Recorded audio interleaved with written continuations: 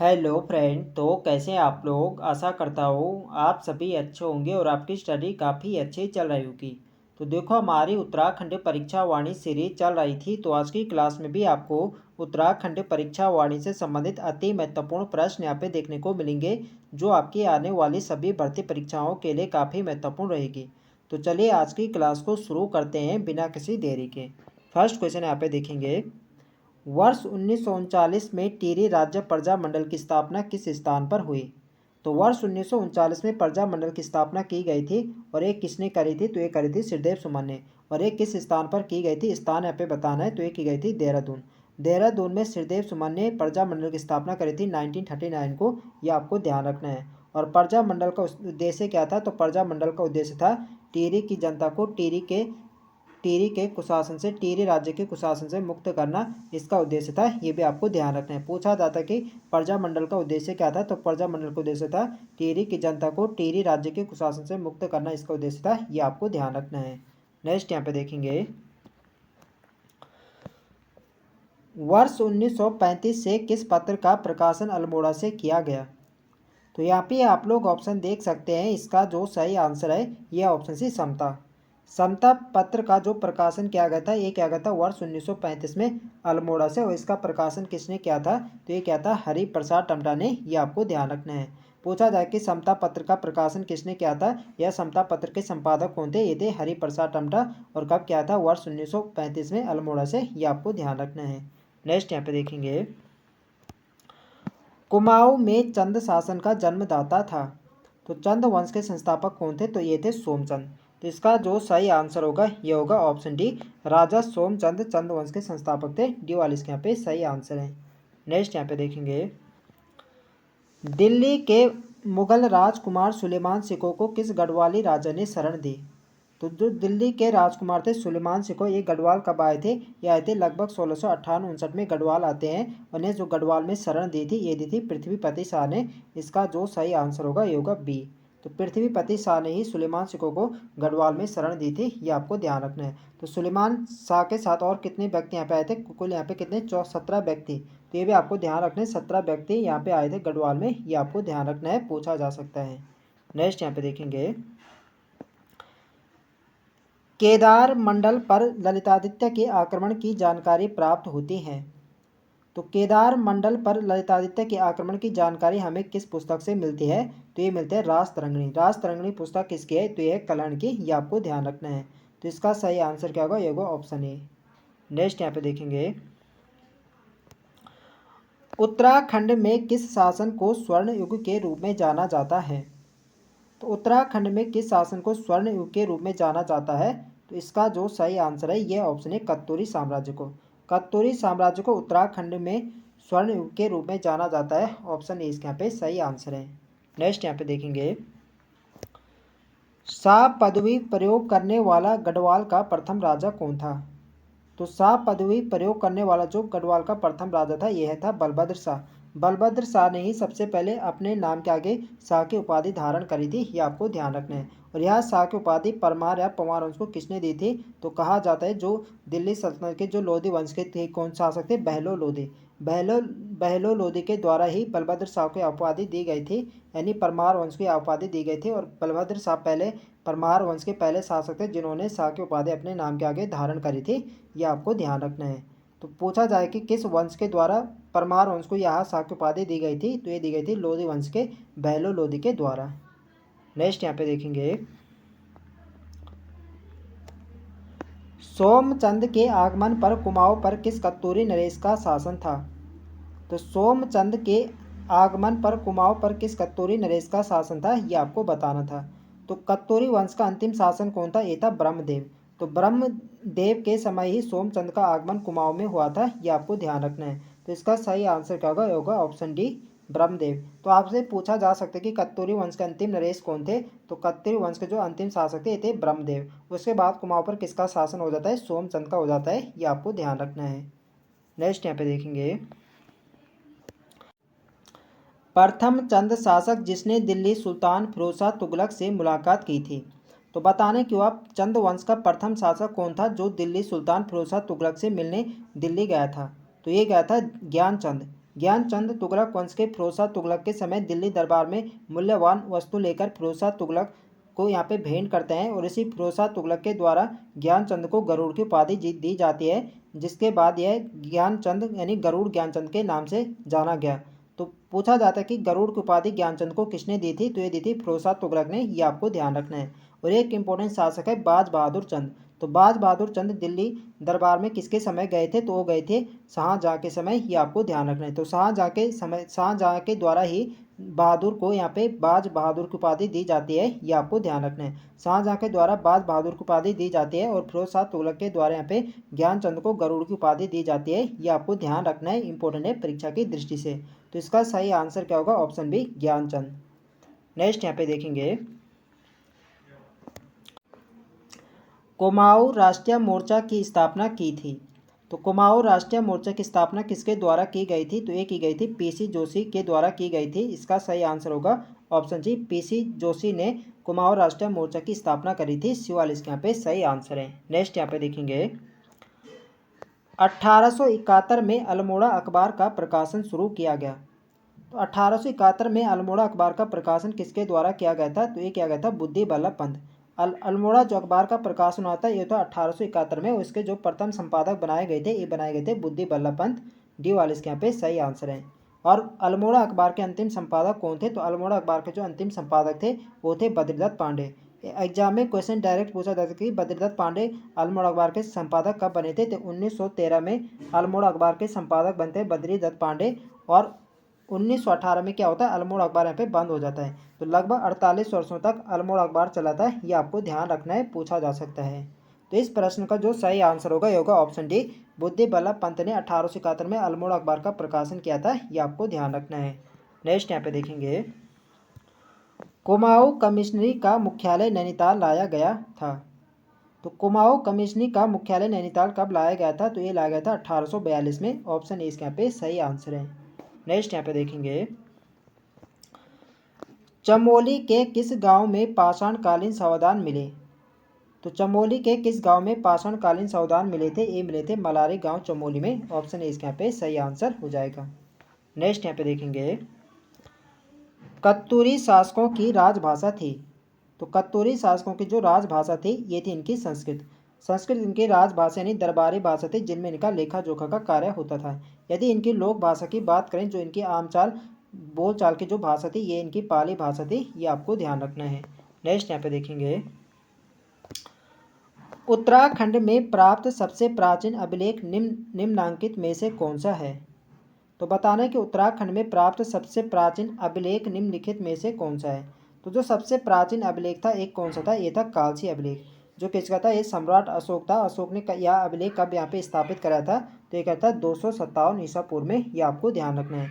और इस अभिलेख की खोज किसने करी थी, तो ये करी थी जॉन फॉरेस्ट ने 1860 में। और कालसी किन नदियों के संगम पर है, तो कालसी जो है यहाँ देहरादून में यमुना और टोंस नदी के संगम पर है, यह आपको ध्यान रखना है। नेक्स्ट यहाँ पे देखेंगे, निम्न में से किस जाति की गणना हिमालय की प्रागैतिहासिक जातियों में नहीं की जाती है।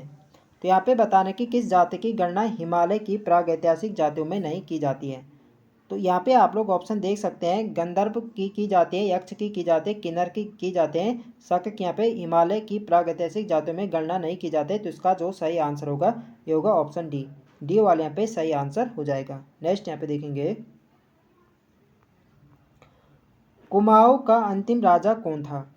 तो कुमाऊं का अंतिम राजा कौन था, ये था महेंद्र चंद। इसका सही आंसर होगा ऑप्शन बी, महेंद्र चंद को किसने हराया था, हराया था गौरखों। गौरखों और महेंद्र चंद के बीच एक हवालबाग के साधारण से युद्ध होता है 1790 में, और 1790 में हवालबाग के साधारण से युद्ध होता है, जिसमें क्या होता है महेंद्र चंद की हार होती है और कुमाऊं में यहाँ पे गौरखों का शासन यहाँ पे स्थापित हो जाता है, ये आपको ध्यान रखना है।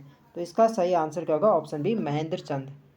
नेक्स्ट यहाँ पे देखेंगे, अल्मोड़ा अथवा आलमनगर के संस्थापक हैं। तो अल्मोड़ा अथवा आलमनगर के संस्थापक कौन थे, तो ये थे बालो कल्याण चंद। बालो कल्याण चंद के द्वारा ही अल्मोड़ा नगर की स्थापना की गई थी। और पहले अल्मोड़ा का जो प्राचीन नाम क्या था, ये था आलमनगर। आलमनगर के नाम से इसने इसकी स्थापना करी थी बालो कल्याण चंद ने। डी वाले इसके यहाँ पे सही आंसर हो जाएगा। नेक्स्ट यहाँ पे देखेंगे, 1815 ईस्वी में आंग्ल नेपाल के बीच संगोली की संधि हुई थी। वर्तमान में संगोली नामक स्थान स्थित है। तो देखो, जो आंग्ल नेपाल के बीच जो संगोली की संधि हुई थी, जिसे सुगोली की संधि कहा जाता है, ये होती है 1815 में। और गोरखों द्वारा फाइनली संगोली की संधि कब स्वीकार की गई थी? तो ये की गई थी 4 मार्च 1816 को। ये भी आपको ध्यान रखना है। तो जो ये संगोली की संधि हुई थी, ये वर्तमान में बताने के ये स्थान कहाँ पर है? तो संगोली नामक जो वर्तमान में जो ये स्थान है, ये कहाँ है? ये आपके बिहार में है। ऑप्शन सी इसके यहाँ पे सही आंसर है। नेक्स्ट यहाँ पे देखेंगे, सन 1926 में किसका विलय कांग्रेस में हुआ था? तो 1926 में किसका विलय कांग्रेस में हुआ था, इनमें आपको बताना है। तो ये विलय हुआ था कुमाऊं परिषद का। कुमाऊं परिषद का जो गठन होता है होता है वर्ष 1916। वर्ष 1916 में कुमाऊं परिषद का गठन होता है और वर्ष 1926 में इसका विलय कांग्रेस में किया जाता है। ये आपको ध्यान रखना है, इंपोर्टेंट है परीक्षा की दृष्टि से।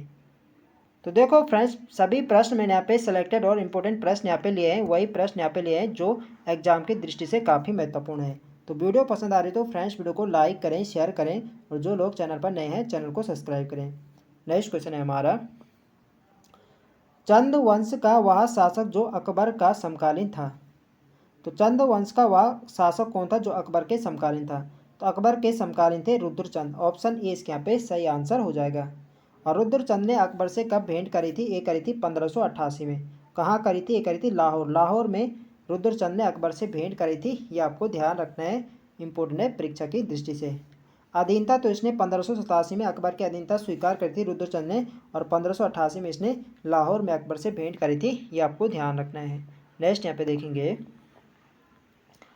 अजय पाल के बाद तिब्बत पर आक्रमण करने वाला शासक था। तो अजय पाल के बाद तिब्बत पर आक्रमण करने वाला परमार वंश का दूसरा शासक कौन था? तो ये था महिपति शाह। इसका सही आंसर होगा ऑप्शन ए महिपति शाह। नेक्स्ट यहाँ पे देखेंगे, निम्न में से कौन सा नाटक रुद्रचंद द्वारा रचित है? तो इसका जो सही आंसर है ये ऑप्शन बी उषा रागोदय। उषा रागोदय नाटक रुद्रचंद द्वारा रचित है। बी वाले इसके यहाँ पे सही आंसर है। नेक्स्ट यहाँ पे देखेंगे, महाभारत में गढ़वाल का वर्णन किस रूप में हुआ है? तो महाभारत में गढ़वाल का वर्णन ये हुआ है उत्तर कुरु के रूप में। इसका सही आंसर होगा ऑप्शन सी उत्तर कुरु। तो उत्तरागढ़ महाभारत में गढ़वाल के लिए किस शब्द का प्रयोग किया गया? ये किया गया उत्तर कुरु शब्द का। ये आपको ध्यान रखना है। सी वाले इसके यहाँ पे सही आंसर हो जाएगा। नेक्स्ट यहाँ पे देखेंगे, निम्न में से किसने श्रीनगर के निकट देवलगढ़ में अपने कुल देवी राज राजेश्वरी के मंदिर की स्थापना कराई थी? तो इसका जो सही आंसर है ये ऑप्शन सी अजय पाल। अजय पाल के द्वारा ही देवलगढ़ में अपने कुल देवी राज राजेश्वरी के मंदिर की स्थापना की गई थी। सी वाले इसके यहाँ पे सही आंसर हो जाएगा। नेक्स्ट यहाँ पे देखेंगे, अंग्रेजों ने किस वर्ष गोरखा शासकों को परास्त किया था? तो अंग्रेजों ने किस वर्ष गोरखा शासकों को परास्त किया था? तो ये क्या था 1815। 1815 में अंग्रेजों ने गोरखों को परास्त किया था। बी वाले इसके यहाँ पे सही आंसर हो जाएगा। नेक्स्ट यहाँ पे देखेंगे, पाली बौद्ध साहित्य में उत्तराखंड कहलाता है। तो पाली बौद्ध साहित्य में उत्तराखंड के लिए हिमवंत शब्द का प्रयोग किया गया है। इसका सही आंसर होगा ऑप्शन बी हिमवंत। तो पूछा जाए कि बौद्ध साहित्य के पाली भाषा वाले ग्रंथों में उत्तराखंड के लिए किस शब्द का प्रयोग किया गया है? तो ये क्या गया हिमवंत शब्द का। ये आपको ध्यान रखना है। नेक्स्ट यहाँ पे देखेंगे, उत्तराखंड में होम रूल लीग की स्थापना हुई। तो उत्तराखंड में होम रूल लीग की स्थापना होती है वर्ष 1914 में। ऑप्शन ए इसके यहाँ पे सही आंसर है।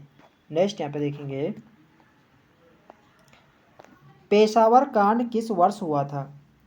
तो पेशावर जो कांड हुआ था यह हुआ था वर्ष 1930। तो डेट सहित आपको ध्यान रखना है, 23 अप्रैल वर्ष 1930 को पेशावर कांड की घटना होती है। ऑप्शन बी इसके यहाँ पे सही आंसर हो जाएगा। और पेशावर कांड का नायक या हीरो किसे कहा जाता है? तो ये कहा जाता है वीर चंद्र सिंह गढ़वाली को। ये आपको ध्यान रखना है।